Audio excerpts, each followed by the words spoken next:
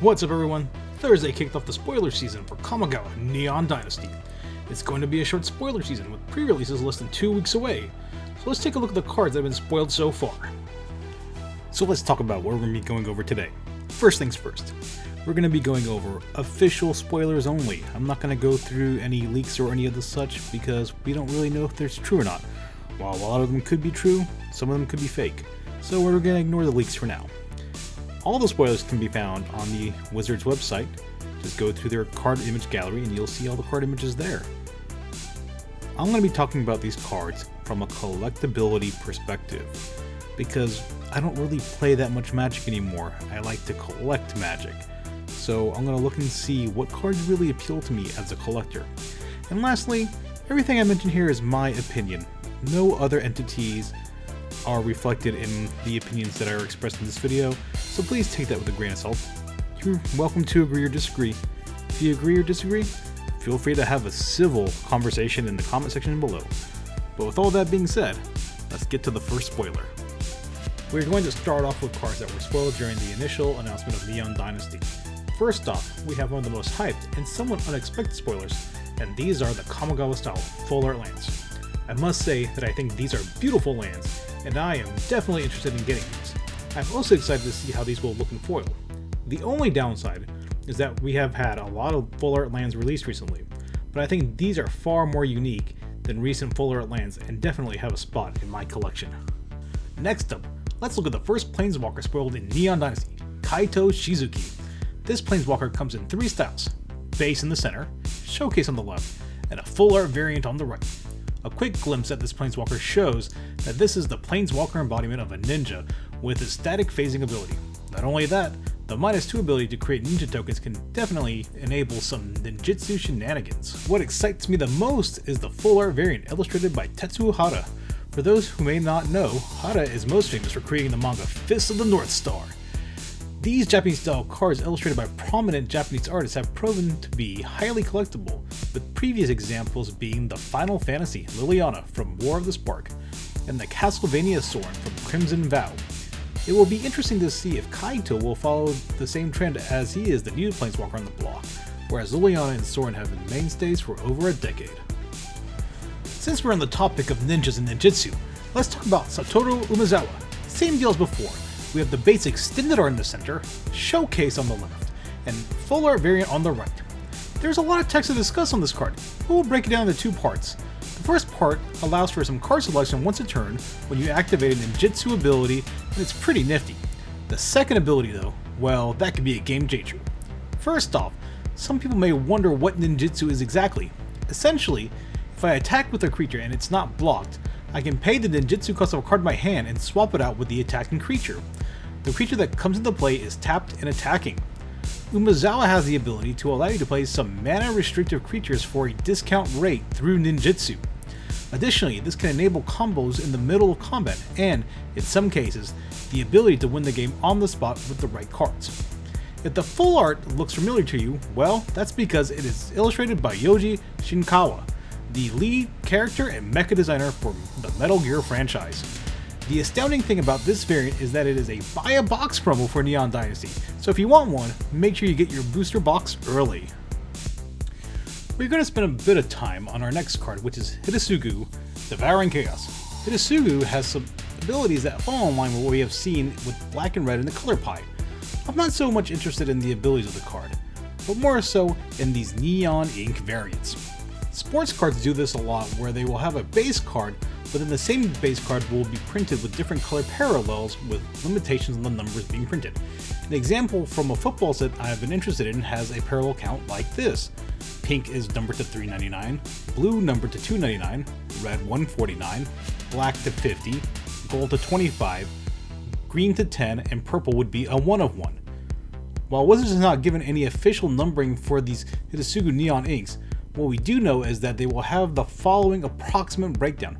First off, the yellows will be distributed to WPN stores at 10 per store, and they will have the option to distribute those however they are going to distribute them. The rest are available in collector booster boxes at a 1% pull rate. 50% of the time, if you pull a Hirosubu, it'll be green. 25%, it'll be blue. 12.5% of the time, it'll be red. and purple is unknown at the moment. In the sports card world, the value of these cards is predicated on the performance of the player. In the TCG world, these card values are predicated on the playability of the card. Hirosubu's playability in standard and the eternal formats will determine the short-term and long-term value and will most likely influence the value of these parallels. This is an interesting take by WotC. I do wonder if there will be other cards in this set that get the treatment, as well if WotC will ever release the counts like it's done in sports cards. This all has yet to be seen. The last card we're going to cover from the initial Neon Dynasty reveal is Asushi, the Blazing Sky. You can see the base art in extended form on the left hand side with the alternate art variant on the right hand side. Asushi is a red dragon spirit, costs 4 total mana, and it's a 4/4 flying trample, and that's a really good rate. It also has a couple of abilities that happens when it dies, so even if you don't get to attack with it on turn 5 after you play it on turn 4, you may still get some value out of it if it gets killed. For me though, the most notable thing about this dragon is that it's a throwback to the original Kamigawa dragons, so I'm fully expected to see a full cycle of these dragons and look forward to collecting them all. Before we move on, if you made it this far in the video, hey, congratulations! We're halfway through, just about. But if you're enjoying the content, please hit that like button and toss me a subscribe. I'd really appreciate it. But let's move on to the most recent Kamigawa Neon Dynasty spoilers.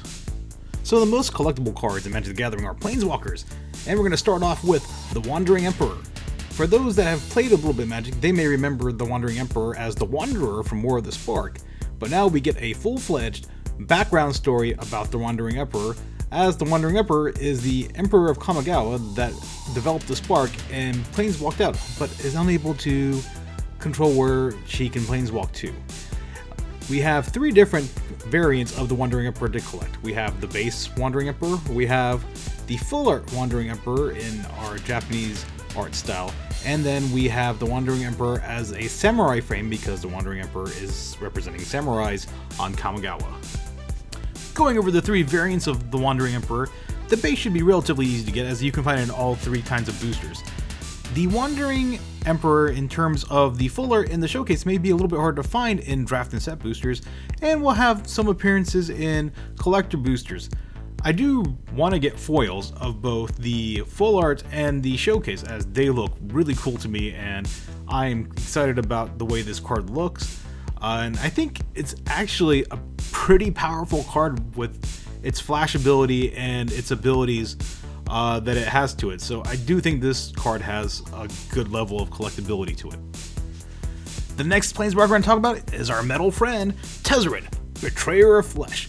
Tezra is going to make an appearance on Kamigawa, and Tezra comes in 3 different styles. We have the base Tezra, we have a full art Japanese art style Tezra, and we have Tezra in the Neon Glow. Just like the Planeswalker before him, Kaito represents ninja, so Kaito got the ninja treatment. The Wandering Emperor represents samurai, so the Wandering Emperor got the samurai treatment, so Tezra gets the Neon Glow treatment for the styles that are within the Kamigawan set. In terms of collecting, Tezra is going to work just like the Wandering Emperor and just like Kaito, where you'll be able to find the base reasonably easy enough. It'll be a little bit more difficult to get the showcase and the full art, and I'm looking forward to trying to get my hands on the foils of the full art and the showcase. And Tezra works with artifacts, and artifacts are generally very powerful cards within Magic the Gathering, so Tezra also has a very high collectability potential to move forward, so I am looking forward to grabbing some Tezrets. This next card is a real doozy though. The last Planeswalker that was spoiled and the last Planeswalker within Kamigawa Neon Dynasty is Tomio, Completed Sage. And I can't express like how much hype this card is going to have behind it.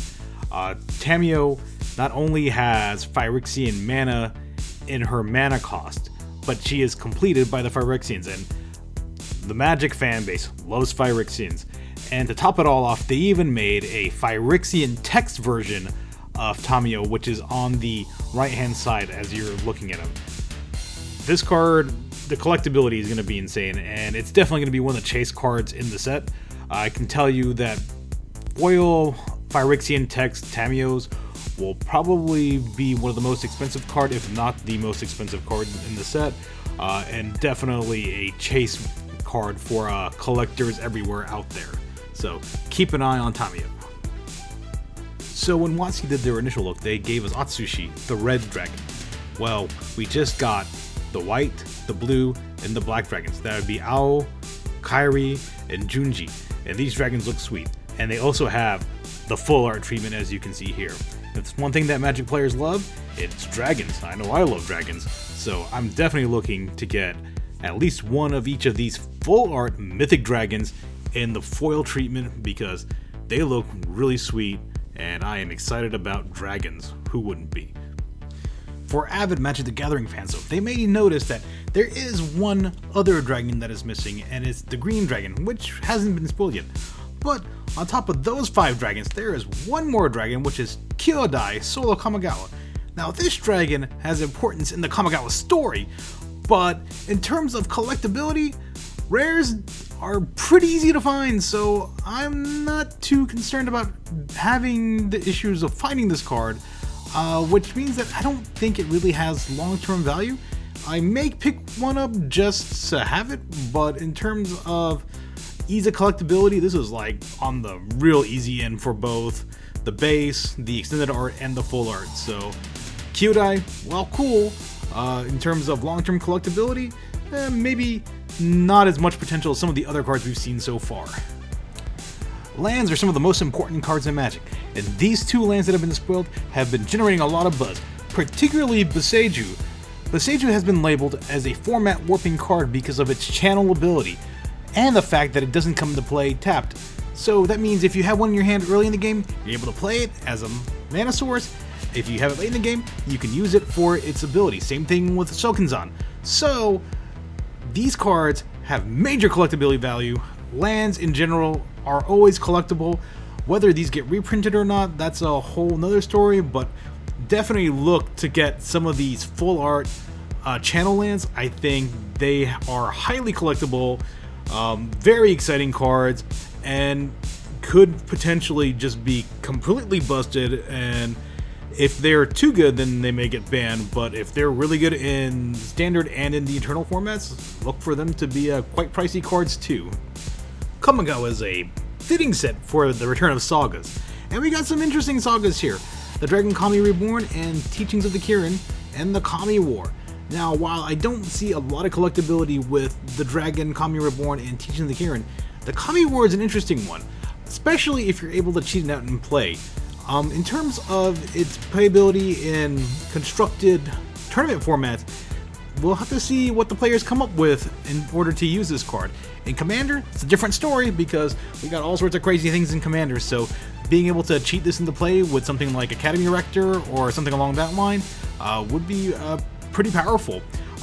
And it's iconic. And so the fact that it has some potential playability with its iconicness makes the Kami War a card that I think has a good bit of collectability. Both the base and the alternate art with the soft glow treatment, I think both are pretty awesome cards. Maybe like a speculation card at this point. So let's keep an eye out on the Kami War as well as the rest of the sagas, but really I think the Kami War is where it's at. Next up, we're going to talk about some of the showcase cards that have been featured so far in spoilers in Thousand Face Shadow, Fighting Palm Ninja, and Gorogoro, Disciple of Ryusei. So we have a little bit of representation from the ninjas and the samurai, and these are just the base cards, and as we transform over into their variant showcase frames, we can see the subtle differences between the two. In terms of collectability, once again, these are rares, and rares aren't really hard to contain whether they're the showcase or the base, so I don't expect there to be too much trouble for those collectors out there that want to get this card pretty easily. I don't think you're going to have a hard time getting them. So pretty easy to collect in terms of value, maybe not so much long-term value, but definitely cool cards. With majority of the rares and mythics in Kamigawa Dynasty not being samurai or ninjas, we do have a lot of cards that are going to get this soft glow treatment, and so we have a few examples of cards here. We're going to start off with the Reality Chip, Tamishi Reality Architect, and Scrap Welder. All these cards are pretty powerful in their own right, but once again, rares are pretty easy to get in sets nowadays. With the overproduction, not even overproduction, but just like the mass production and all the different ways to get cards, rares don't feel as rare anymore. They've really come to this point where they're pretty easy to collect, but still, like, the reality chip is going to be a card that people are going to want. I mean, it's a jellyfish equipment. Come on. Tamishi seems like it would be a pretty good commander, and Scrap Welder can enable some shenanigans within artifact type decks, but it is definitely like the discount Goblin Welder, all things being considered. But still, these cards do have some collectability to them. Additional cards getting the soft glow treatment are Kodama of the West Tree, Mirror Box, and Surge Hacker Mech. I must say, Kodama of the West Tree is an interesting card. It really takes on this new mechanic of Modified, and I know there are a lot of commander decks that really take advantage of 1/1 counters and things like that, so Kodama of the West Tree has interesting collectability potential. I know I want to get one of each, extended and foil, or extended and soft glow and foil. That card looks really sweet. The Mirror Box is another interesting card because of the legend rule. So I know there is a niche set of decks out there that like to copy things, and being able to copy a legendary creature and have multiple copies of the same legendary creature. I know that's gonna really inspire some people. So Mirror Box also, while probably easier to get, does have some collectability potential as well. And Surge Hacker Mech, really more of a card that's for Kamigawa itself, fits more into limited, could have some potential outside of limited in constructor formats. I don't know how well it's going to do in Commander itself, but you know, there's going to be a subset of people out there that is going to want to collect all these soft glow cards because of the way they look and the art style with them, and more power to them. So, you know, the Japanese style art really, there's a lot of people out there that are really interested in this. So the set as a whole, especially the soft glow cards, will probably have some level of collectability, but in terms of trying to get these cards, these rares are going to be fairly simple to get, I imagine. Next up, we have Invoked Despair. So you're going to see the extended art on the left-hand side, and we're going to have a base card with the regular border that's going to be the same art. We also have the soft glow, but on the right-hand side, you're going to see Invoked Despair with a different art, and that's because that is the bundle promo. So every bundle is going to get a foil Invoked Despair. Really, that means that card is not going to be valuable at all, because it's a gimme, which will ultimately affect the value of the other two versions of Invoked Despair. It is a pretty good card. I'm not sure what its collectability is going to be per se. It's not particularly great in Commander because you have to target someone, so it's really niche into competitive 1v1 play. But still a cool card to get. I may get one from a bundle because I do get a bundle of the set to hold all the rares and mythics that I ended up pulling out of the set. But Invoked Despair is a interesting card, but gonna be pretty easy to collect just because of the nature of it being in the bundle, which is really gonna drive down the price of everything else. This next card is gonna have my vote for the card that's gonna be the most sought after in this set, and that is Jin Kataxia's Progress Time. First off, Jin Kataxia is a Praetor, and Praetors have pretty strong. Jin Kataxia is mythic. Jin Kataxia has some abilities that benefit you and hurt all of your opponents, not just a single opponent, but all of them. So has playability in a multitude of formats, and being able to cheat out Jin Kataxia is another benefit that it has going on for it. You also have a soft glow treatment for Jin Kataxia, and of course, it wouldn't be a Praetor if you didn't give it the Phyrexian treatment. And I do think that the foil, probably the foil etch in this case, but it's either going to be between the foil etch or the foil, the traditional foiling of this card is probably going to be the most expensive card in the set, and I am interested to see how it works out. I still haven't gotten a foil Vorinclex from Kaldheim, so we'll see if I'm able to pick up a foil Praetor language or Phyrexian language Jin Kataxia out of Kamigawa Neon Dynasty. So that's going to wrap up our spoilers for today. I know between the time I finish this video and when it gets published, there will probably be some other spoilers, but we will be going over a lot more spoilers next week. So tune in for the next video as we finish up spoilers for Kamigawa Neon Dynasty, because I expect them all to be released by the time we get to the end of next week. But in the meantime, I hope you all enjoyed the video. If you did, once again, toss it a like, give it a subscribe. Tell me what you think about the cards that have been spoiled so far in Neon Dynasty. I'm interested to know what you think. But until next time, I hope you all take care of yourself and stay safe out there. And don't forget to keep on collecting.